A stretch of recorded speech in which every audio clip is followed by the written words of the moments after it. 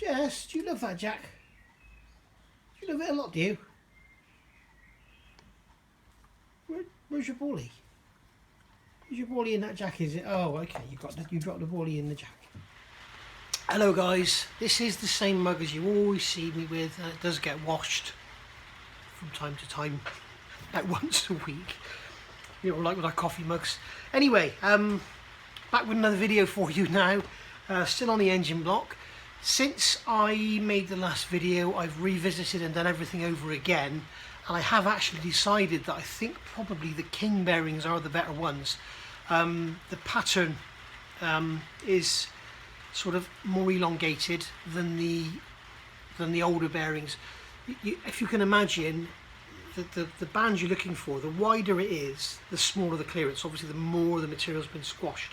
So if you've got something like this across your bearing, that means you've got a constant width. Whereas if you've got something like this, which is like a sausage or an oval, if you like, it means it's got, you know, the bearing's kind of dished, if you like. So it's pushing harder in the middle than it is on the outside edges, because the thinner the squashed plastic gets, the bigger the gap.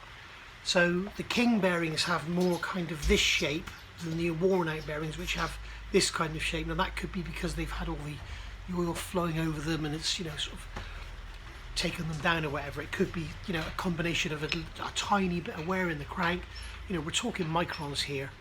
You know, we are literally talking probably 0.2 of a thou over the width of the bearing difference, so it's nothing. So I think I will put the new king bearings in, because I've actually plastic gauged them again and I do think they look a bit better. So we'll go from there. The other thing you can do, which I've done in the past, is very lightly stone these faces, and I mean just literally just to sort of take any edges off or whatever. You mustn't do it to the bearings. You do not stone the bearings. That's a big no-no. But you just stone the caps and it sort of gives it a little bit of a harder pinch. I do also want to take this opportunity to say that what you see me do here is me in my crappy old garage, working off a dirty old workbench as best I can. You will see videos on YouTube of people working in engine rooms, building 1,000 horsepower engines and stuff. I have a friend who does exactly that. And he's got like an engine building room, and he's got a welding area, and he's got a machine shop, and he's got, you know, he's got everything all differently laid out, and that's how he is. He's professional, it's his living, that's what he does. This is my hobby. I suppose it is my living because I don't work.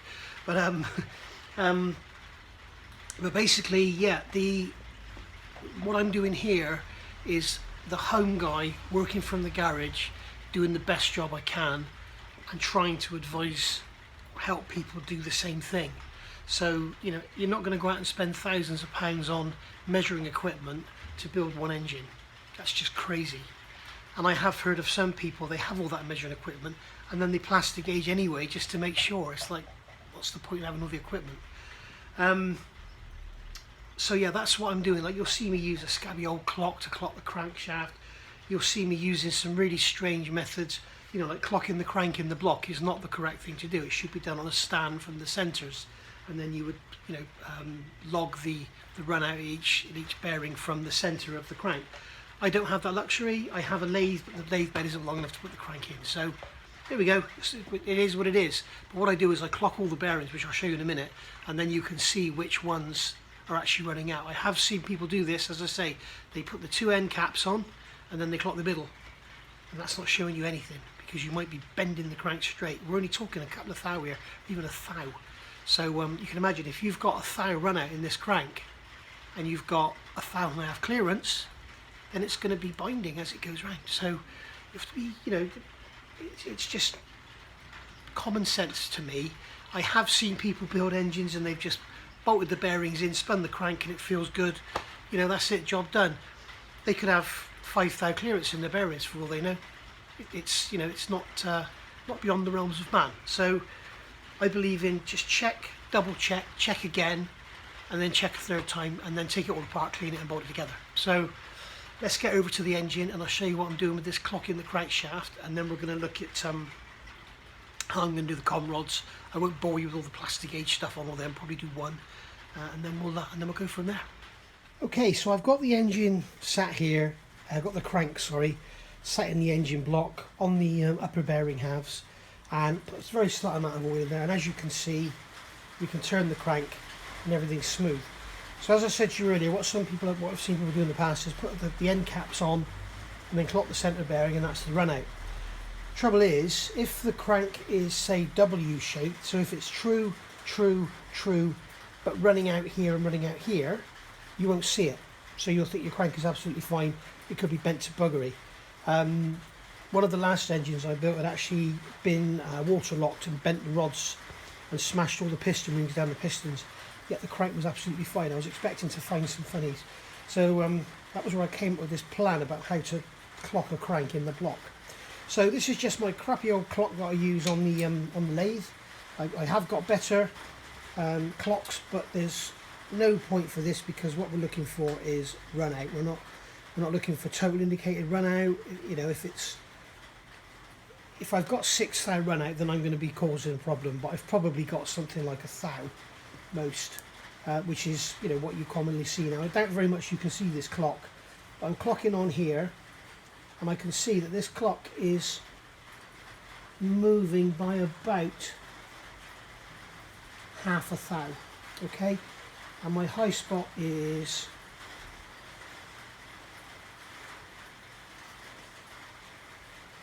there. Okay, so we're high there, so I've marked on the back 1.5H because I know that 5 is high there as well. So we're high here and we're high here on 1 and 5.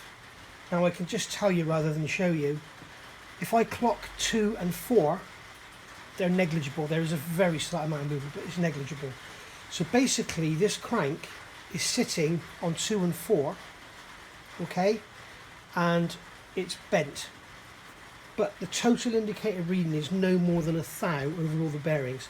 So I'm not going to worry about it because 1 thou is 0.025 millimeters, which is less than we've got our clearance. So the crank is free to turn freely without it being pulled straight by the bearings. If we had a clearance of 1 thou on all our bearings, clamped it down, we wouldn't be able to turn the crank by hand. And that's where you need to be really, really concerned about what you've got. And if you do find that when you bolt your engine together, even though you've plastic gauged it and everything's good, if you can't turn the engine by hand, don't try it. Don't try and jam it around because you might damage something. Undo the bearings and get a clock and clock your crank. Okay, so I can clock the centre bearing. Actually going from this side because I can get the clock in there closer. I'm trying to keep the clock to one side so I don't run over the oil hole. This is proper sort of bodging stuff really. It's going to catch on there, isn't it?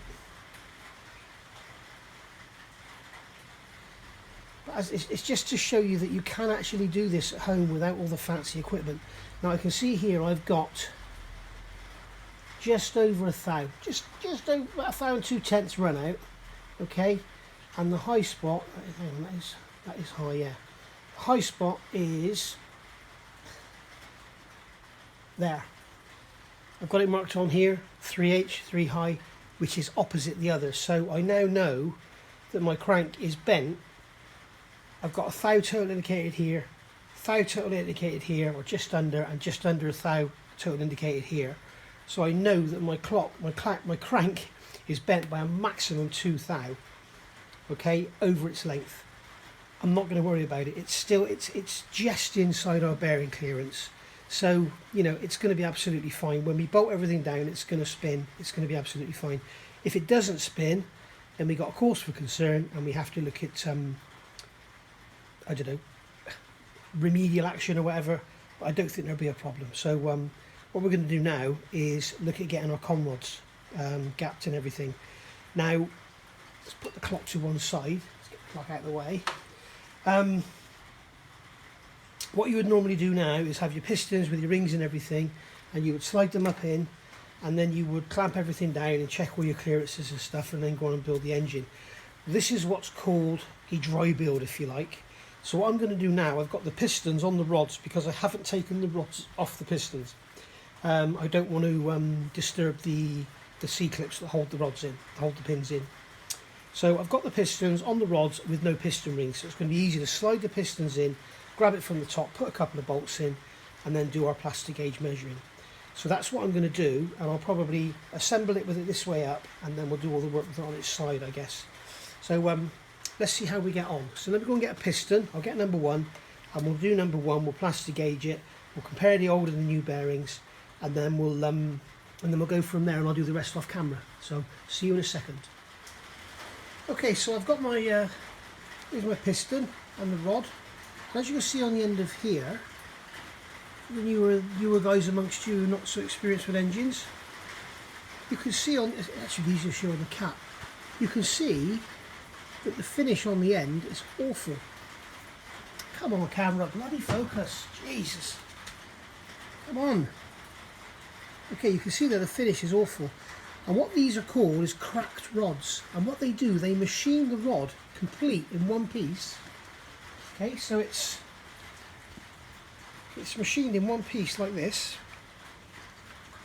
Okay, and then they literally put it on an edge like so, and then just shear it off, and they break it off, and that's what's called a cracked rod, and it gives you a perfect interface to save you having to have dowels or anything, because you can imagine when that goes together, that's got millions of little tiny nooks and crannies, and then on the other side it's got the opposite of the nooks and crannies, and it all just interlocks itself in together, and it works really, really well. So you can see this is unusual in that it's got this one's got quite a step in it in there, but it's quite unusual. So what we have to do is get our bolts ready here. Now these bolts are going to be replaced. I've got new ones, so it doesn't matter how many times we do this. It says you should only use these bolts twice, I think it is. I don't want to take a chance, so I'm going to be fitting brand new bolts when I do a fresh build, when I know everything that's going on. So I've got this all ready to go together now. Now it says in the manual you have to make sure the arrow on the piston points forward, but there's no arrow on the piston. So the way you tell how it all goes together, see this cutout in the piston here? Okay, whoops. The other side doesn't have it. There's a cutout here, and that's to clear the oil squirter. And we know the oil squirter is on this side down here where I'm pointing here. So we know the piston's going to go in this way. So what I can do now is just from underneath, I can come in with the piston. Because it doesn't have any rings or anything on it, it's going to slide into the bore very easily. So I can hold my hand up there. Okay, and it'll come up onto this bearing, and I've just managed to move my plastic gauge. So we'll leave the plastic gauge there we go. So we can push the piston up. We can see we've got markings on the piston. They've got I, for some reason they've got like an I marked on them. I know it's not a 1 because they all seem to have an I on them. Maybe it's the inlet side. So grab the bolt. Now normally the piston would stay in place because the friction of the rings would hold it, especially on a newly built engine. I haven't got that luxury because I have no rings, but it also means that I can do this dry build really easily.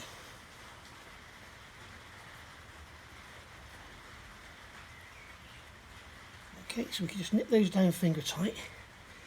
Alright, and then the torque spec on these is 30 Newton meters and then 80 degrees. So I've got my torque wrench set to 30 Newton meters. So again, we'll just close everything down so that it's all nipped. And with these, it's worth having a check just to make sure they've gone together okay, because the slightest bit of debris in there will cause them to not close up properly. So there's that one, and there's that one. Right, so now I need to get the socket off. Go onto here. Get my great big long extension bar, and it was 80 degrees, wasn't it? So we'll get our angle gauge out again. Again, a lot of people would have a digital piece of apparatus for this, which I don't. Now I'm hoping I'm going to be able to do this without the engine trying to run across the garage and knock the camera over and everything. So I've got my foot on the stand.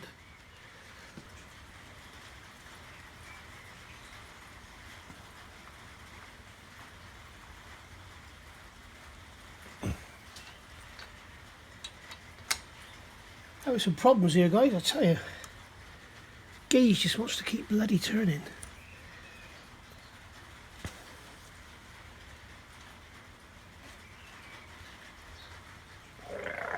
There we go, 80 degrees. Right, so we can take this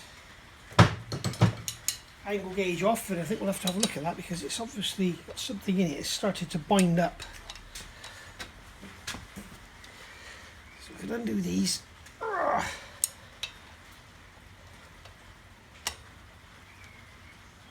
hate these bloody Torx bolts. They're so coarse.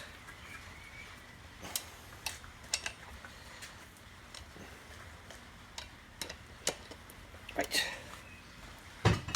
Personally, my favourite type of fastener is a spline bolt, which is like an Allen bolt but with a spline in it, and they're awesome. Okay, so we can drop that bolt out of there. I got my hand up underneath holding the piston so it doesn't drop out onto the floor. Because we don't want that now, do we? Put that bolt in there. Take the cap off. And the bearing has stayed on the rod, which is common.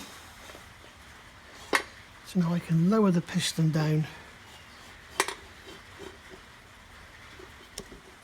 hit the camera with my head, and there we go.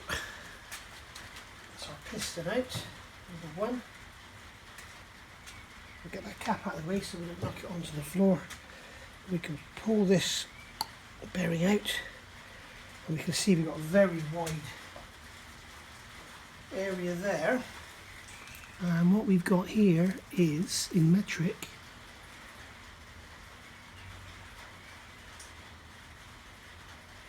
I would say that's just over 0.5.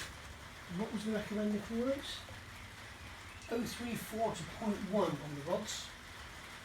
So 0.34 to 0.1, and this is, you can see it's just narrower than 0.5.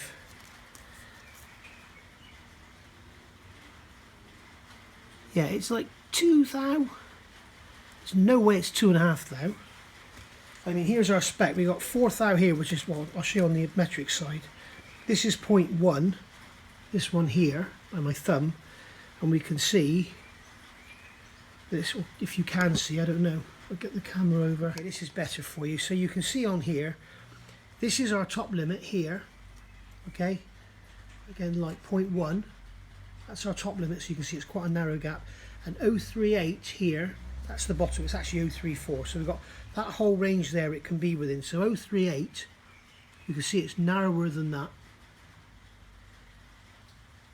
It's more like 0.5, and if you go to 0.1, it's like half. So we're well within our tolerance. Now, we really want to have good, tight clearances on our big ends, or com rods, because basically what's happening is the oil's being fed through the block, it's coming into the main bearing here, and then it's being fed up, well, it's this one, it's being fed up through, you can see the drilling cap there where it's been capped off.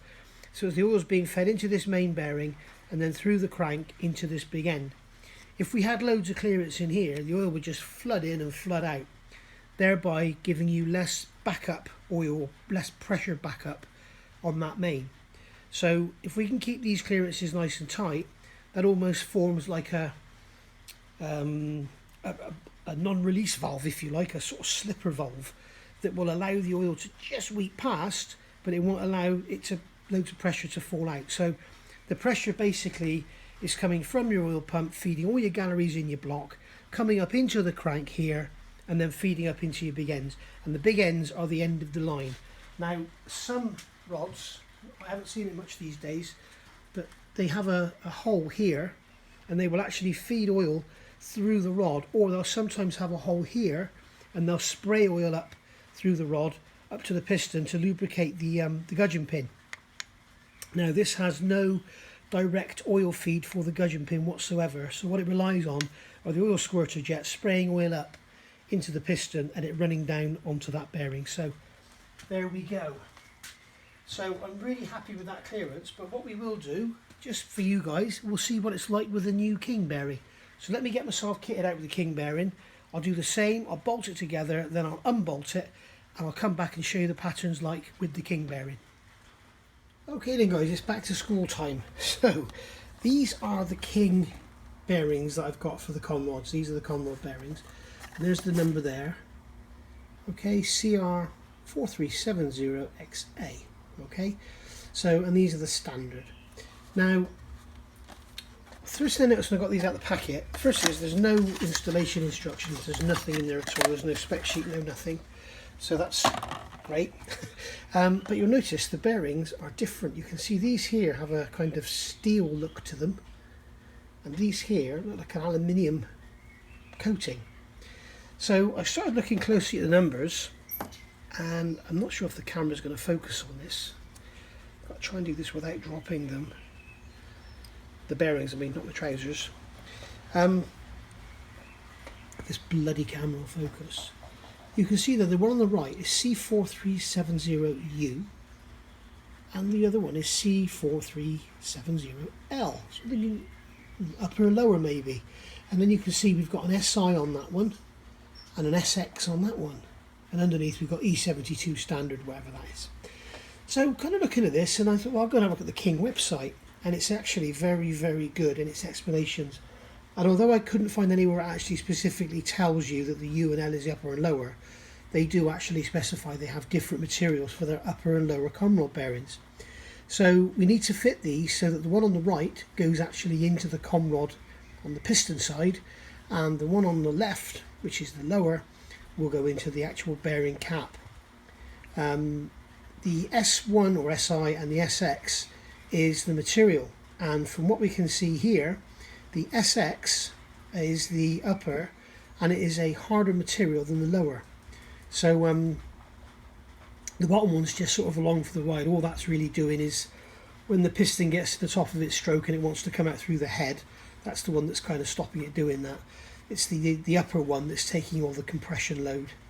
So all the force that's driving the crankshaft and driving the vehicle along and giving you all your torque, this is the one on the right, that's the one that's taking all the load.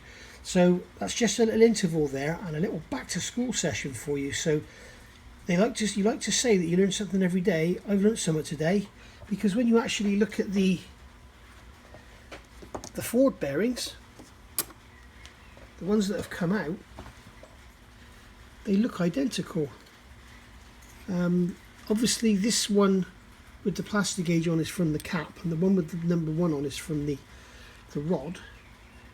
But if we look at the actual codes on them, we can see they are different. We've got BAA and AAA, I'm guessing that's the class, and then down the bottom we've got YOLO, YOLO, and this one is Y1AR. So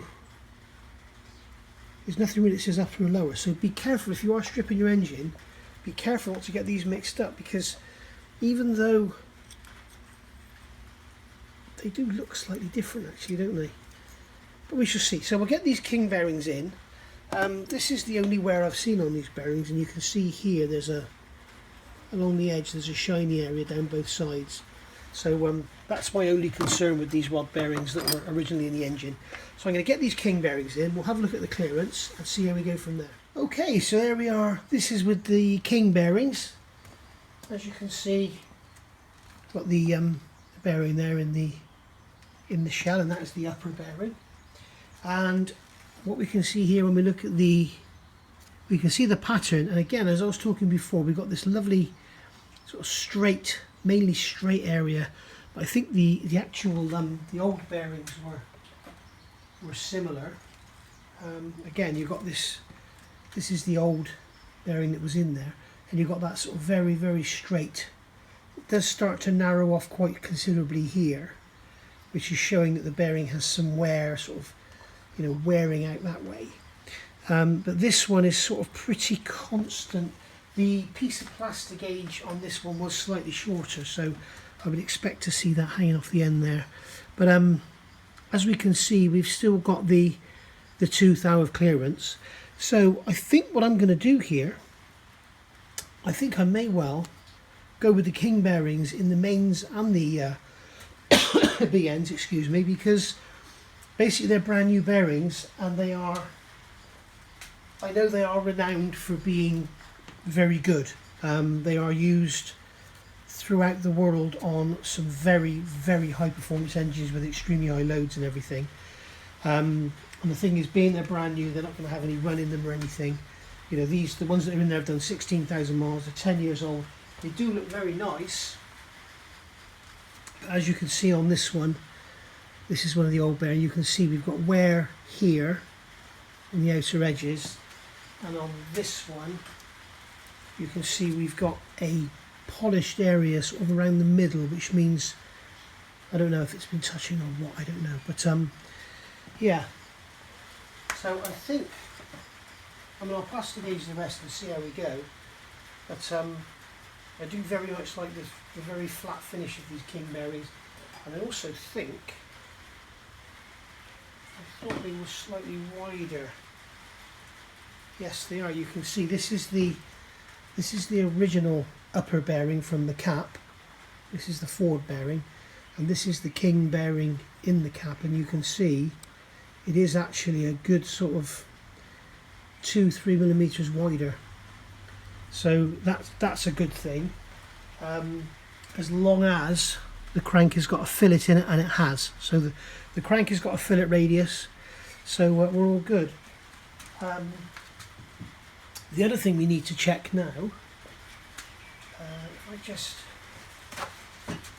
remove this one here.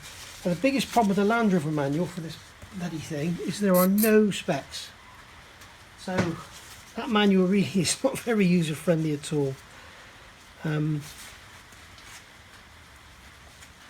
guy that authored it has been commenting on my gearbox build, so I kind of feel a bit guilty saying that it's absolute garbage, but it probably wasn't authored by one person.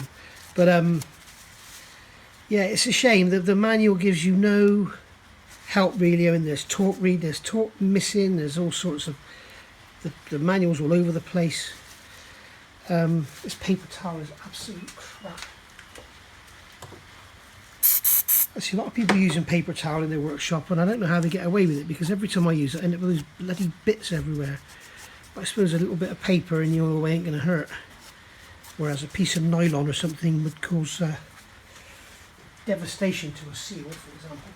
So I'm going to put this rod in. You don't need to worry about torquing it up or anything, but I'm going to fit this rod up into the barrel. Into the bore, should I say, not the barrel. Okay, and oops, it wants to fall that way.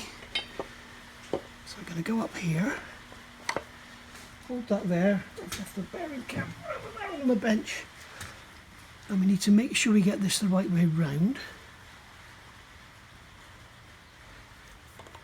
So that's going to go on that way. As I say, I can't stress it enough, if when you're doing these up things don't look right, and it looks like it's not pulling down properly, stop, because if you tighten up these bolts and you've got the cap on the wrong way round, you may do irreversible damage to the joint face, because as I say, it's cracked. So you've got all these sort of, it's all sort of like this, and it all goes together and fits together beautifully. If you have it like that, the wrong side, and you start to mash it together, you're going to end up with an issue. So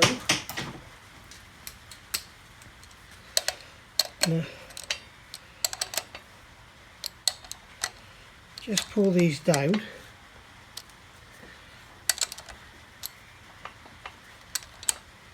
because what I want to check now is an end float. I'll use feeler gauges and what I can find there. It's actually 5 thou end float. What's interesting, when you've got no plastic gauge, no oil, and everything's spotless, look, you actually got free play. You know, you can move the rod around. That's when you've got no oil pressure, that's what your knock comes from. So and just to prove to you that it's nothing serious to worry about, we can move this clock up on here. You can't see the clock face, can you? There we go. So now you can see the clock face reflected by the bloody light. but you can guess how much the needle's moving. You can see that it's just 2 thou, just under 2 thou movement. So you can see that, you know, 2 thou movement feels bloody terrible, but that's what you've got, your radial clearance. That's what you need.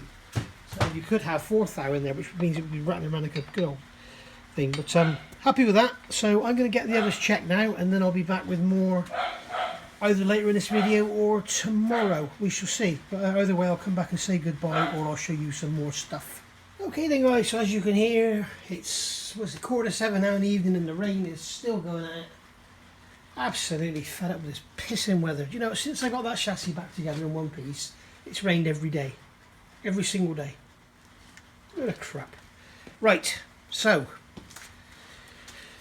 plastic gauge has been done on 2, 3 and 4 now. So you can see here we've got this lovely 050. So that's nice and cool. Here again we've got the 050, and we've got a nice straight pattern going across, none of this tapering off. But then when we look at number 4,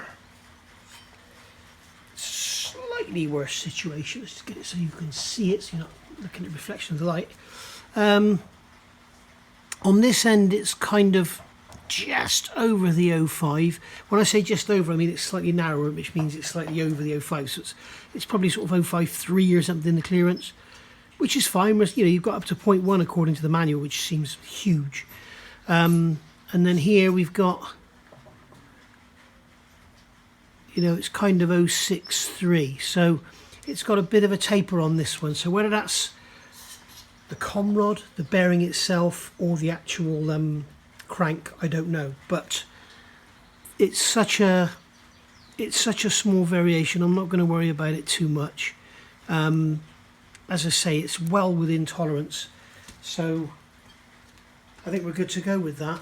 I was just looking at the instructions that came with the plastic gauge, and they recommend like a 2-inch journal should have a 1 thou clearance, and that seems a bit tight to me, but especially on a crank that's got a little bit of run out. So on the mains anyway, it doesn't matter on the corners.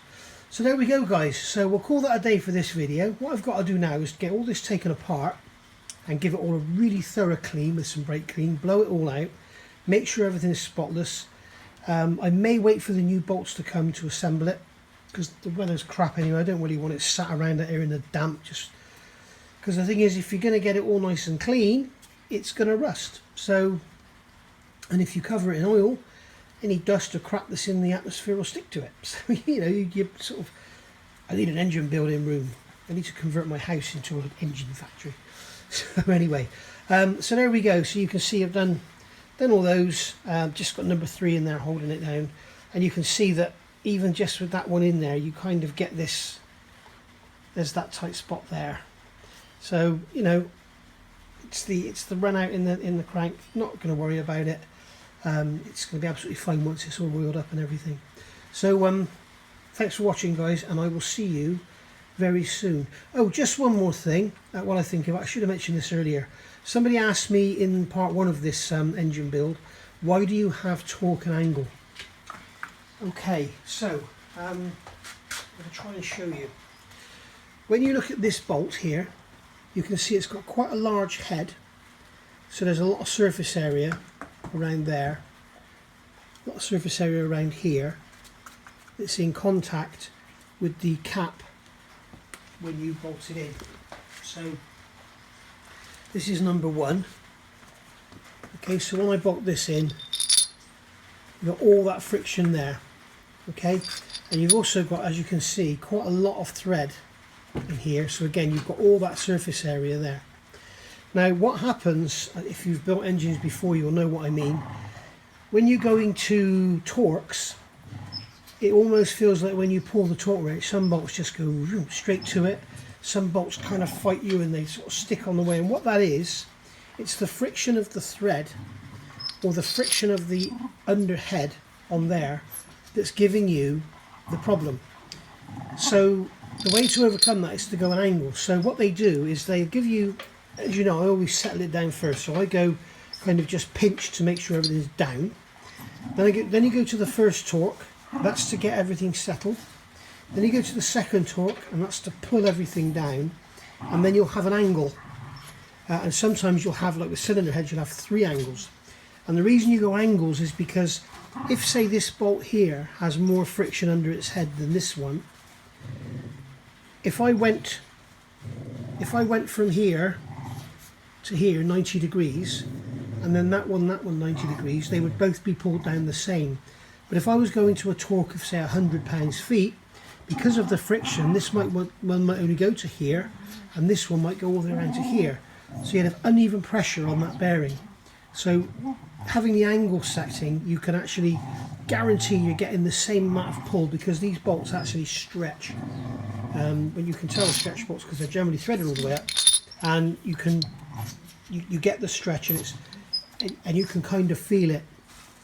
And the other thing is, if you'll know if you've built engines, particularly on cylinder heads, when you're working to torques and angles, you're sort of working back here on the head, and it will feel kind of really hard to pull, and then you'll come up here and there'll be one, and it'll just come around really easily. And that is because one bolt's got less friction than the other. I always put a drop of oil under the head and a drop of oil on the thread. If you're using ARP stuff, they give you the proper stuff to do it with. But basically that's what I always do, and it saves it all ripping together, especially if it's aluminium and stuff like that. So so there we go. That's the answer to your question. So as I say, any questions or anything, any comments, put them in the comments below. Anything negative, I'll probably just delete. Although this seems to be a lot kinder than the modelling world, if you like. It seems to get a lot more likes, and the scale modelling world, not fashion modelling. Seems to get a lot more likes with the Land Rover world, and a lot more, well, I don't think I've had any negativity at all yet. So unlike on the scale modelling world, people seem to get some people seem to get quite aggravated by things. Anyway, so I'll see you all soon for part 3, and we will actually be building this up properly, and we're going to put the crank in. We'll put that filter in here, in number 1 bearing up here, and we'll put the oil squirters in, and then we'll put the crank in with some oil, and we'll see how it all feels. Bye for now. I'll see you then. Bye.